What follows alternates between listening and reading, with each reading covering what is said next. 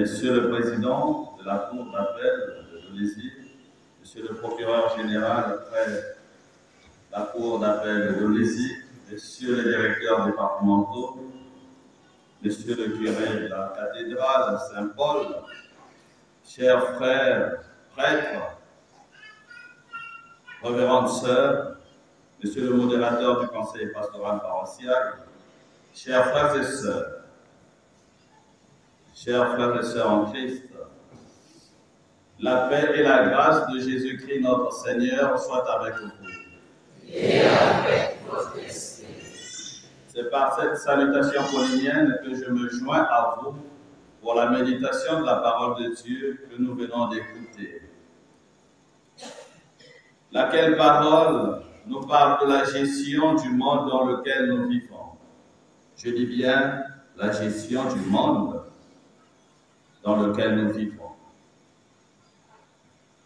Dans la gestion de ce monde, il y a certaines idées qui prônent la séparation du temporel, du matériel et du public avec la sphère spirituelle ou privée.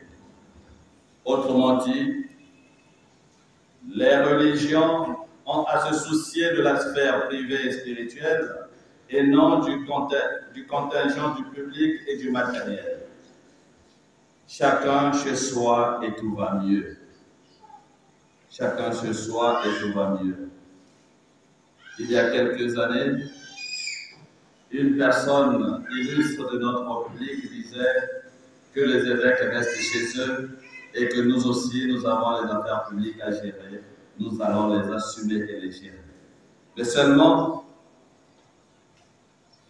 celle-là avait oublié que le spirituel et le public se tiennent intrinsèquement et donc il est impossible de les dissocier. Pourtant, ce n'est pas si simple.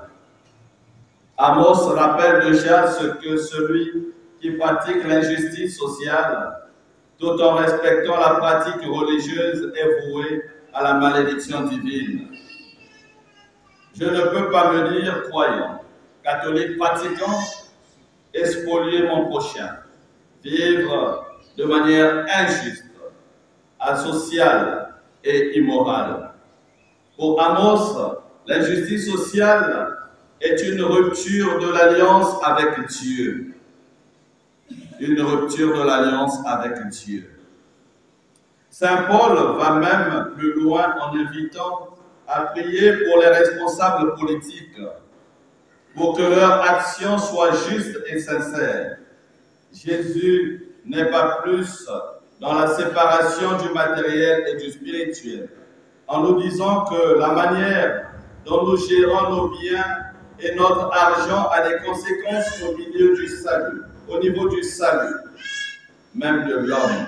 Pour cela, il est même provocateur en vantant les mérites du gérant malhonnête, non pour en faire l'argent, non pour en faire un modèle de vie morale, mais pour constater que nous sommes plus à l'aise avec l'argent et avec les compromis, pas toujours honnêtes qu'avec notre Dieu, notre foi. Ces trois textes nous disent, à leur manière, qu'on ne peut pas séparer le matériel et le spirituel. Les deux réalités sont intrinsèquement liées. La manière dont nous gérons nos biens et notre relation sociale et politique n'est pas neutre pour notre vie spirituelle et notre salut. Il ne s'agit pas seulement de condamner les tenants du laïcisme forcené, donc ceux qui disent aux uns, restez dans vos sacristies, vivez votre spiritualité, nous sommes les gestionnaires de la République ou encore de la cité. Non, il ne s'agit pas simplement de les condamner. Cela vise aussi ceux qui enferment la foi dans une dimension uniquement sacrée ou spirituelle. Ceux qui disent le spirituel c'est nous et donc la gestion de la cité c'est vous. Oui, on retrouve là deux réalités diamétralement opposées, mais qui ne tient pas debout. Car le Seigneur voudrait que ces deux réalités se rejoignent et forment une seule réalité. Chers frères et sœurs, il s'agit ici de spécifier ce qui vient en premier, ou encore montrer quelle est la réalité, la première finalement, par laquelle découle l'autre. L'homme et Dieu ne font qu'un en Jésus-Christ, par le Christ, par le mystère de l'incarnation de Dieu fait homme. Oui, chers frères et sœurs, quand Jésus, le Fils de Dieu, s'incarne dans l'humanité, c'est Dieu qui vient épouser cette humanité. C'est Dieu qui devient véritable homme et véritable Dieu. Dans cette unité, donc, il est difficile de dissocier les deux réalités. Tout ce qui concerne Dieu concerne l'homme, donc. Et tout ce qui concerne l'homme concerne Dieu. Nous avons encore trop d'extrémistes dans les deux bords qui opposent Dieu et l'homme, lorsque dans notre foi chrétienne, ils ne font plus qu'un et se complètent. Oui, chers frères, je suis administrateur et je suis chrétien. Il n'y a pas de dichotomie possible. Je suis chrétien et j'ai la gestion de la cité. La foi chrétienne n'oppose pas et ne sépare pas le monde réel et le monde spirituel. Elle les unit et les fait vivre en harmonie. Il n'y a pas de sacrifice, il n'y a pas de sacristie d'un côté et le monde de l'autre. Il n'y a pas à choisir entre aller à la messe ou pratiquer la charité. Les deux se nourrissent l'un et l'autre, se complètent et s'enrichissent mutuellement. Mais il y a pourtant une hiérarchie entre les deux. Le monde spirituel donne vie au monde matériel. Cherchez d'abord le royaume des cieux et sa justice. Tout le reste vous sera donné de surcroît. Matthieu chapitre 6, verset 33. Chers frères et sœurs, aussi importante soit la responsabilité qui est mienne, je reste et je demeure chrétien. Aussi important soit la place qui m'est accordée dans la société, je suis d'abord et avant tout chrétien. Ceci revient à dire, mes agir tient compte de la parole de Dieu, de la lumière de l'Esprit Saint. Autant celui qui est au bas de l'échelle dans notre société s'applique à s'ouvrir, à accueillir la lumière du Christ, autant celui qui est au sommet regarde Dieu avec révérence. La paix du Christ. Amen. Chers frères et sœurs, aujourd'hui encore, quand on écoute la parole de Dieu, on peut avoir la tendance d'indexer ceux qui gèrent la cité. Mais nous oublions que chacun de nous a une part de responsabilité que le Seigneur lui a confiée. Au jour dernier, Dieu va te poser la question, qu'as-tu fait de la responsabilité que je t'avais confiée? Toi qui es curé de paroisse, toi qui es vicaire de paroisse, toi qui es prêtre, toi qui es père de famille, toi qui es responsable dans notre société, qu'as-tu fait de ce que le Seigneur t'a donné? Aujourd'hui encore, il revient à chacun de se poser d'une manière explicite la responsabilité, la question de savoir qu'ai-je fait de la petite responsabilité que le Seigneur m'a confiée. Oui, aussi petite soit-elle, mais elle est importante dans le rythme global de la société. Elle est importante. Il n'est pas rare de voir les pères, mères de famille abandonner leurs responsabilités familiales. Il n'est pas rare de trouver les enfants qu'on appelle entre guillemets enfants de la rue, comme si la rue mettait au monde. Mais ces enfants-là viennent des familles. Il n'est pas rare de voir des personnes qui sont complètement désaxées dans la société. Mais ces personnes-là viennent de quelque part. Et donc, leur perdition, de temps à autre, on peut aussi scruter la responsabilité des proches. Aujourd'hui, C'est à nous tous que cela s'applique, la responsabilité engagée.